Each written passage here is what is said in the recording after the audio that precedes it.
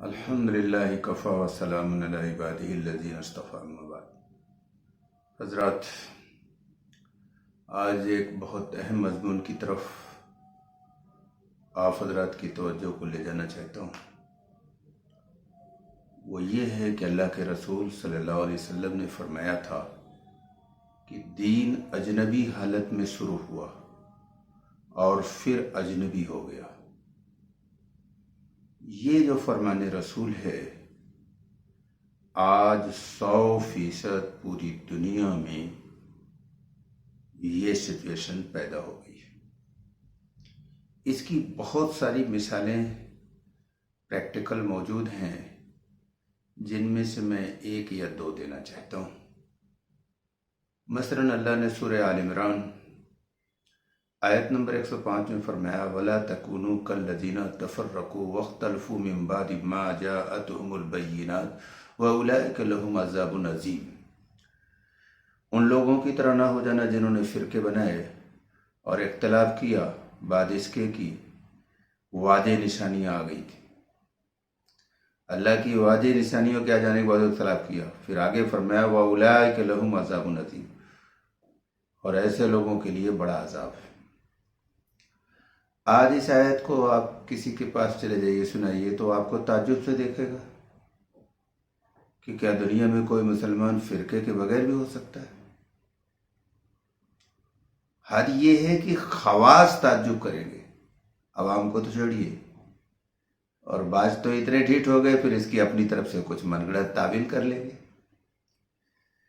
بہت آیتیں ہیں اس پر، تو اگر بولا جائے تو کئی گھنٹہ کافی ہو جائے، مجھے 10-12 منٹ ہی بات کرنی ہے۔ مثلا سورہ انعام آیت نمبر 159 میں اللہ نے فرمایا کہ فرقہ بنانے والوں سے آپ کا کوئی تعلق نہیں۔ رسول اکرم کو کہا جا رہا لست منہم فی شیء، کوئی تعلق نہیں آپ کا۔ انما امرهم الی اللہ ثم ینبئکم بما کانوا یفعلون۔ اور سورہ روم میں تو اسے مشرکین کا فعل کہا ولا تکونوا من الذین فرقوا دینهم وکانوا شیعا کل حزب بما لدیہم فرحون۔ ان مشرکین کی طرح نہ ہو جانا جنہوں نے دین میں فرقے بنائے اور ہر فرقہ اسی میں خوش ہے جو اس کے پاس ہے۔ تو یہ فرقہ جس کے بارے میں سورہ آل عمران میں کہا کہ ان کو بڑا عذاب ہوگا، یہ فرقہ پرستی جس کو مشرکین کا عمل کہا، یہ فرقہ پرستی جس میں اللہ نے یہ پیغمبر کو کہا کہ فرقہ پرستوں سے آپ کا کوئی تعلق نہیں۔ اتنی واضح آیات کے باوجود آج پوری دنیا کا مسلمان ساز و نادر کو چھوڑ کر عمل تو بڑی دور کی بات، تصور نہیں کر سکتا کیا فرقے کے بغیر بھی کوئی مسلمان ہوتا ہے۔ ارے بھائی، اسلام فرقہ مٹانے آیا تھا، اور فرقہ واریت کی پہلی نحوست یہ ہے کہ وہ اس کے اندر حق کے قبول کرنے کی صلاحیت ختم ہو جاتی۔ اس لیے ایک بہت بڑے اسکالر نے لکھا کہ جو لوگ گروہی فضیلت کی نفسیات میں جیتے ہیں وہ کسی باہری صداقت کو قبول کرنے کے لیے تیار نہیں ہوتے۔ اس پر تو بہت کچھ ہے۔ یہودیوں کو جو ہدایت سے محرومی ہوئی وہ ان کی گروہی برتری کی نفسیات تھی، ورنہ تو وہ سرکار کو پہچانتے تھے۔ تو فرقہ پرستی جو انسان کو ہدایت سے محروم کر دیتی ہے، جس کو اسلام مٹانے آیا تھا، فرقہ پرستی جو اسلام میں حرام ہے، آج عوام اور خواص سب فرقوں میں ڈوبے ہوئے، بلکہ فرقوں کی تحفظ کے لیے خواص لوگ جھوٹ بولتے ہیں، بڑے بڑے جھوٹ بولتے ہیں۔ مجھے ابھی 2-3 دن پہلے ایک ویڈیو ایک صاحب نے بھیجی تھی، میں نام نہیں لینا چاہ رہا ہوں، تو ان کے والد کی ویڈیو تھی۔ ان کے والد دنیا کے صفحے اول کے علماء میں ان کا شمار ہے اور اسی لکھنؤ میں رہتے ہیں۔ تو وہ بیچارے بڑے دلائل کے ساتھ، صحیح احادیث کے دلائل کے ساتھ کسی موضوع پر بول رہے تھے۔ اگر موضوع کا نام لے لوں گا تو بھی لوگ سمجھ جائیں گے کس کے بارے میں کہنے ہیں، اس لیے میں موضوع کا بھی نام لوں۔ بہت دلائل کے ساتھ احادیث کی دلیل دے رہے تھے، حدیث پر حدیث، حدیث پر حدیث، بہت مضبوط بات کر رہے تھے۔ اب دوسرے گروہ کے لوگ جن کے خلاف وہ حدیث جا رہی تھی، تو بجائے یہ کہ نادم ہونے کے، توبہ ہونے کے، میں نے کمنٹ جو پڑھت کہہ رہے تھے کہ یہ تو سٹیا گیا ہے، اور یہ تو ایسا ہو گیا اور ویسا ہو گیا. یعنی آج فرقہ پرستی، گروہ بندی نے مسلمانوں کو اس سطح پر پہنچا جو گمراہی کی انتہا ہے کہ دلیل کی بات کو سن کر ماننا تو دور کی بات ہے، بلکہ الٹا اس پر الزام تراشی اور بہتان اور بیہودہ باتیں تمشکر کرنا. ایک صاحب نے ایک دن بڑی اچھی بات کہی. انہوں نے کہا کہ ہدایت کی لازمی شرط ہے ہدایت کے لیے کہ اس کے اندر تعصب نہ ہو. اگر تعصب ہے تو چاہے پوری بخاری زبانی یاد ہو، لیکن ہدایت اس سے نہیں ملے گی. اور یہ آج ہمارے یہاں بھرا پڑا ہے. یہی وجہ ہے کہ حضور نے فرمایا تھا مسجدیں بھری ہوں گی لیکن ہدایت سے خالی ہوگی. آج خالی. اور میں سمجھتا ہوں کہ اس گروہ بندی اور تعصب کے بارے میں ایک بہت بڑے اسکالر نے لکھا ہے. میں سمجھتا ہوں کہ اس سے بڑھیا میں کوئی چیز نہیں کر سکتا، چونکہ وہ میرے نزدیک، میری تحقیق کے مطابق اتنے بڑے اسکالر گزرے کہ میں نے سید قطب کو پڑھا، پھر میں نے مولانا مودودی علیہ الرحمہ کو پڑھا، مولانا ابو الحسن الندوی کو پڑھا. ان سب کے بعد جب میں نے مولانا وحید الدین خان رحمۃ اللہ علیہ کو پڑھا تو ان کی فکر اور ان کے علم کو جو ہم نے دیکھا اور اس سے میرے اندر زبردست تبدیلی ہوئی. تو یہ جن کا ابھی نام لیا، یہ لوگ ان سے بہت چھوٹے نظر آئے. تو مولانا وحید الدین رحمۃ اللہ علیہ نے جو 200 سے زیادہ کتابوں کے رائٹر ہیں، انہوں نے اجنبی دین پر ایک بڑی حیرت انگیز کتاب لکھی ہے، تجدید دین. اس میں ایک چھوٹی سی چیز ہے، وہ میں آپ کے سامنے سنا دوں. میں سمجھتا ہوں اسی سے تکمیل ہو جائے گی مضمون کی. مولانا وحید الدین خان رحمۃ اللہ علیہ لکھتے ہیں کہ حضرت ابو ہریرہ رضی اللہ تعالیٰ عنہ کی روایت ہے کہ رسول اکرم صلی اللہ علیہ وسلم نے فرمایا، اسلام شروع ہوا تو اجنبی تھا، دوبارہ وہ ویسا ہی ہو جائے گا جیسا کہ وہ تھا، تو مبارک ہو اجنبیوں کے لیے. ابتدائی زمانے میں اسلام کس طرح لوگوں کے درمیان اجنبی تھا، اس کی مثالیں قرآن و حدیث سے معلوم کی جا سکتی ہیں. مثلا قرآن میں بتایا گیا کہ رسول اکرم صلی اللہ علیہ وسلم نے جب مکے کے مشرکین کے سامنے یہ دعوت پیش کی کہ ایک اللہ کو اپنا الہ بناؤ اور دوسرے الہوں کو چھوڑ دو، تو انہوں نے کہا کیا اس پیغمبر نے کئی الہ کی جگہ ایک الہ کر دیا؟ یہ تو بڑی عجیب بات ہے. سورہ شعراء آیت نمبر 5. مکے کے مشرکین اللہ کو مانتے تھے، اسی کے ساتھ انہوں نے اپنے بزرگوں کو بھی اونچا درجہ دے رکھا تھا. جیسا کہ آج ہم لوگ اسلاف کی مالا جپتے ہیں. قرآن حدیث پر اسلاف کو ترجیح دینا یہ جہنمی کی پہچان ہے. بہرحال میں مضمون آگے لکھ رہا ہوں، پڑھ رہا ہوں. ان کے بت بنا کر وہ ان کو پوجتے تھے. پیغمبر اسلام نے جب ایک اللہ کے سوا ہر ایک کی بڑائی کا انکار کیا تو یہ بات انہیں اجنبی اور نامانوس معلوم ہونے لگی. اسی طرح ایک دوسری مثال یہ ہے کہ اسلام سے پہلے جاہلیت کے زمانہ میں عرب کے لوگ میراث میں عورتوں کا کوئی حصہ نہیں سمجھتے تھے. جب قرآن میں یہ حکم آیا کہ ایک مرد کا حصہ 2 عورتوں کے حصے کے برابر ہے تو انہوں نے اپنے ذہن کے اعتبار سے یہ بات ان کو عجیب معلوم ہوئی. اور حدیث کی پیشین گوئی کے مطابق دین آج دوبارہ اسی اجنبی حالت کو پہنچ چکا ہے جیسا کہ وہ پہلے تھا.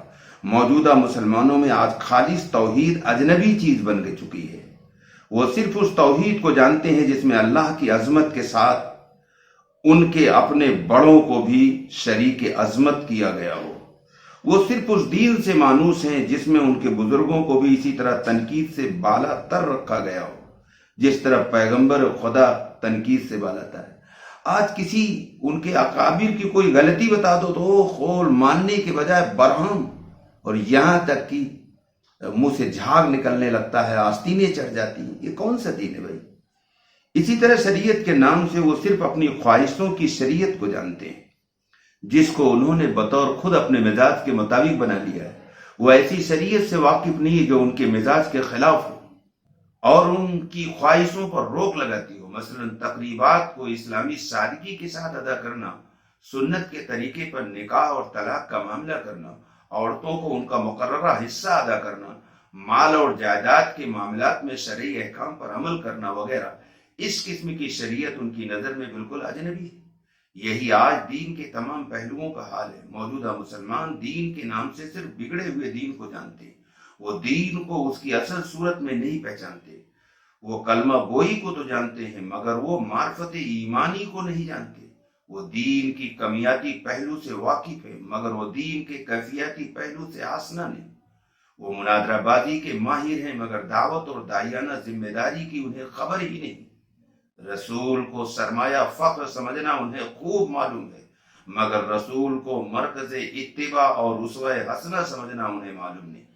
ان کے رہنماؤں کو معلوم ہے کہ وہ دوسروں کو اپنے مسائل کا ذمہ دار ٹھہرا کر ان کے خلاف مطالبہ اور احتجاج کی مہم چلائیں مگر ان کے کسی بھی رہنما کو اس حقیقت کا علم نہیں کہ مسائل ہمیشہ قوم کی داخلی کمزوریوں سے پیدا ہوتے ہیں نہ کہ دوسروں کی سازش اور ظلم سے۔ ان حالات میں اصلاح اور تجدید کا اصل کام یہ ہے کہ جو دین لوگوں کی نظر میں اجنبی بن گیا اس کو دوبارہ لوگوں کے لیے معروف اور معلوم دین بنایا جائے، لوگوں کے ذہن و فکر کی اصلاح کر کے انہیں اس قابل بنا دیا جائے وہ دین کو اس کی اصل صورت میں دیکھنے لگے۔ مولانا کا یہ مضامین اور جو ہم نے چند باتیں بتائی وہ سب مل کر کے خلاصہ یہ ہے کہ آج مسلمانوں میں خود ساختہ دین رائج ہو گیا ہے اور خود ساختہ دین جہنم میں لے جاتا ہے، اور جو کتاب اللہ میں جو دین ہے اس سے امت آج بہت دور ہو گئی۔ یہ ایسا مضمون ہے کہ اگر اس کی تشریح اور اس کی دلیل میں بولوں تو کئی گھنٹے کم ہیں۔ میں سمجھتا ہوں جتنا کہہ دیا اتنا ہی کافی ہے سمجھنے کے لیے، نہ سمجھنے والوں کے لیے تو چاہے جتنا سنائیے ان کے لیے سب برابر ہے۔ تو بہرحال یہ میری گفتگو کا نچوڑ یہ ہے کہ لوگ کتاب اللہ سے اپنا رشتہ جوڑیں، کتاب کو سمجھیں اور اس کی رہنمائی میں اگر زندگی گزاریں تو پھر ان کو حقیقی معنوں میں ہدایت ملے گی اور یہ حقیقی دین ہی جنت میں لے جائے گا۔ یہ روایتی چیزیں، رسمی چیزیں، خود ساختہ چیزیں یہ جنت میں نہیں لے جائیں گے، یہ سب جہنم میں لے جائیں گے۔ ایک روایتی عقیدہ ہوتا ہے، بھائی ہم مسلمانوں گھر میں پیدا ہوئے اس لیے ہم اللہ اور رسول آخرت کو مانتے ہیں روایتی طور پر۔ ایک یہ ہے کہ قرآن کو سمجھ کر پھر آخرت کو سمجھا جائے تو پھر اس سے زندگی بدل جاتی ہے، زندگی میں انقلاب آتا ہے۔ روایتی عقیدے سے انقلاب نہیں آتا، لیکن جب قرآن کے ذریعے آخرت کو سمجھا جاتا ہے تو اس کی زندگی بدل جاتی ہے۔ اس کی توحید بہت مضبوط توحید ہوتی ہے، اس کا اخلاق بہت بلند ہوتا ہے، اور پورا قرآن جو فوکس کرتا ہے توحید اور اخلاق پر، اور اسی کی بنیاد پر جنت ہے۔ اور توحید اور اخلاق کو اگر بگاڑ دیا تو پھر جنت سے محروم ہو جائے گا۔ اللہ ہمیں سب کو سمجھ عطا فرمائے اور قرآن کا فہم عطا فرمائے۔ ہر مسلمان پر لازم ہے، سورہ قصص میں یہ بات اللہ نے، ہر مسلمان پر فرض ہے کہ وہ قرآن کو سمجھے اور اس کے مطابق زندگی گزارے۔ اور غالباً سورہ اعراف میں آیت نمبر 2 میں اللہ نے کہا اتبعوا ما انزل الیکم من ربکم ولا تتبعوا من دون اللہ اولیاء قلیلا ما تذکرون۔ تمہاری طرف، تمہارے رب کی طرف سے جو نازل ہوا ہے اس کی اتباع کرو، ان بہت سے لوگوں کی اتباع نہ کرو، قلیلا ما تذکرون، بہت کم لوگ نصیب۔ تو قرآن میں اللہ نے کہا کہ تم اس کتاب کی اتباع کرو، شخصیات کی اتباع نہ کرو، اکابر کی مالا نہ جپو۔ اکابر کی مالا جپنے والا، اکابر پرست آدمی جہنم میں جائے گا۔ سورہ توبہ آیت نمبر 31 میں اللہ نے کہا اتخذوا احبارهم ورهبانهم اربابا من دون اللہ، انہوں نے اللہ کو چھوڑ کر اپنے پیر اور اپنے مولوی کو اپنا رب بنا لیا تھا۔ ایک صحابی نے پوچھا یا رسول اللہ صلی اللہ علیہ وسلم، ہم نے تو اپنے علماء اور پیر کو، وہ یہودی تھے مسلمان ہو گئے تھے، ہم نے تو اپنے علماء اور پیر کو رب نہیں بنایا تھا۔ اللہ کے رسول نے فرمایا سچ بتاؤ، ترمذی کی روایت ہے، کیا تمہارے علماء اور پیر جسے حرام کہتے اسے تم حرام مانتے تھے؟ کہا ہاں ایسا تو ہوتا تھا۔ اور کہا جسے علماء اور پیر تمہارے حلال کہتے تھے اسے حلال مانتے تھے، حرام کہتے تھے حرام مانتے تھے؟ ہاں ایسا تو ہوتا تھا۔ تو آپ نے فرمایا یہی تو رب بنانا ہے۔ آج یہ یہودیوں والی خصلت، علماء اور پیر کو رب بنانے والی، پوری دنیا کے مسلمانوں میں آ گئی ہے، سعد اور نادر کو چھوڑ کر۔ اگر تحقیق کیا جائے کہ پوری دنیا میں بغیر فرقے کے کتنے مسلمان ہیں تو 160 کروڑ میں بہت تھوڑے سے لوگ نکلیں گے۔ جیسے مولانا وحید الدین صاحب کے جو والنٹیئرس ہیں پوری دنیا میں، اور بڑی کوالٹی کے لوگ ہیں، وہ انٹلیکچوئلس ہیں اور پوری دنیا میں ہیں، وہ بغیر فرقے کے ہیں۔ علامہ سید عبداللہ طارق صاحب کے جتنے والنٹیئرس ہیں وہ بغیر فرقے کے، یہ لوگ فرقے کی رد میں قرآن کے دلائل کے انبار لگا دیے، جس سے ان کے والنٹیئر اس سے پرہیز کیے۔ اسی طرح سے کچھ اور اسکالرس ہیں دنیا میں، محمد علی مرزا صاحب ہیں، ان کے بھی جو لوگ ہیں وہ فرقہ نہیں مانتے، وہ کہتے ہیں آئیے مسلم۔ طارق عبداللہ کے لوگ بھی کہتے ہیں آئیے مسلم۔ مولانا وحید الدین رحمۃ اللہ علیہ کے والنٹیئر کہتے ہیں آئیے مسلم۔ یہ تھوڑے سے لوگ ہیں، باقی سب تو تصور نہیں کر سکتے کہ فرقے کے بغیر بھی مسلمان ہو سکتا ہے، جبکہ فرقہ حرام ہے، وہ فرقہ بنانے والے جہنم میں جائیں گے۔ آج تو فرقہ پرستی اتنی غالب ہے کہ بڑے بڑے مولوی اپنے فرقے کے تحفظ میں جھوٹ بولا کرتے ہیں۔ تو بہرحال اللہ ہمیں سمجھ عطا فرمائے، موت سر پہ کھڑی ہے اور وہاں اللہ کے سامنے ہمیں کھڑا ہونا ہے، جواب دینا ہے، اس لیے خدا را قرآن والے دین کو اپنائیے اور یہ اکابر پرستی، شخصیت پرستی، اس سے توبہ کریے۔ وما علینا الا البلاغ۔